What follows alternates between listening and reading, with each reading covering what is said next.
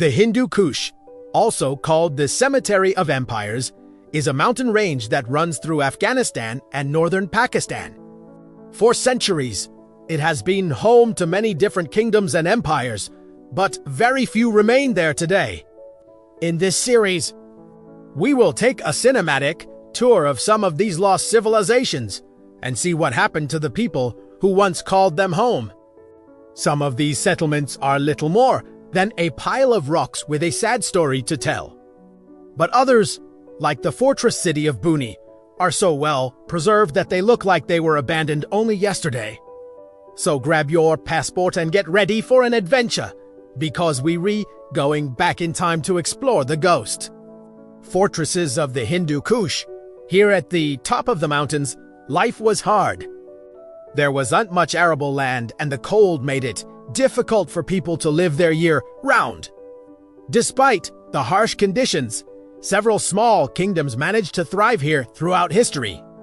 The most notable of these were the Indo-Scythians, who ruled from roughly the 3rd century BC to the 2nd century CE.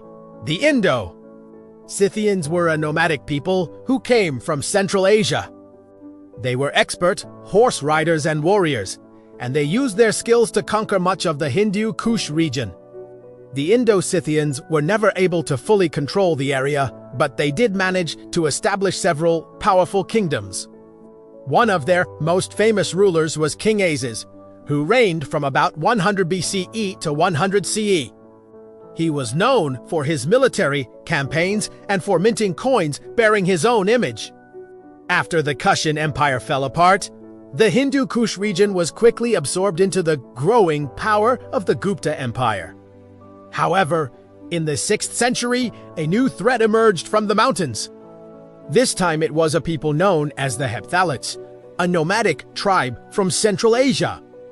The White Huns, as they were known in India, were a fierce people who followed the religion of Zoroastrianism. Unlike the Indo-Scythians, the Hephthalites were not interested in ruling over the settled populations of the Hindu Kush.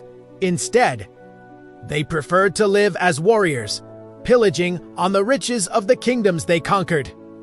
The Hephthalite army was composed of cavalry and charioteers. They also used catapults and other siege weapons to great effect. At their peak in the 6th century, the White Huns controlled much of northern India, as well as parts of the Hindu Kush region. However, they were eventually defeated by the expanding armies of the Mughal Empire. By the 16th century, the Hindu Kush was firmly under the control of the Mughal Empire. The Mughals were a Muslim dynasty of Central Asian origin who had conquered much of India by this point. They ruled over a vast empire that stretched from Afghanistan to Bangladesh. Despite being Muslim, the Mughals were relatively tolerant of other religions. They allowed the Hindus to keep their religion and even appointed some of them to important positions in their government. One of the most famous Mughal emperors was Akbar, who reigned from 1556 to 1605. He was known for his religious tolerance and for his efforts to reform Mughal society. Akbar's policies led to an era of peace and prosperity in the Mughal Empire. Trade flourished, and the arts and sciences made great strides during his reign. However, after Akbar's death, the Mughal Empire began to decline.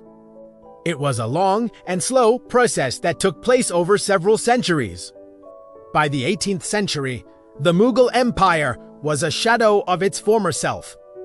The British East India Company had taken control of most of the empire, and the once great cities of the Hindu Kush were just a memory. But these fortresses weren't all built by conquerors from the north. The kingdom of Kafiristan, also known as Nuristan, was a small, mountainous kingdom located in the Hindu Kush. Its people were followers of an ancient form of Hinduism known as Kafirism. Kafirs literally means non-Muslim. So the name was given to them by the invading armies passing through the Hindu Kush.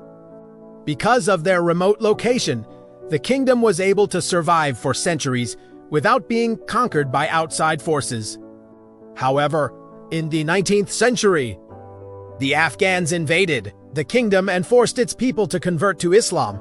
Those who refused were killed or driven out. Today, there are only a few thousand Kaharingan left in the world, most of whom live in Pakistan and Afghanistan.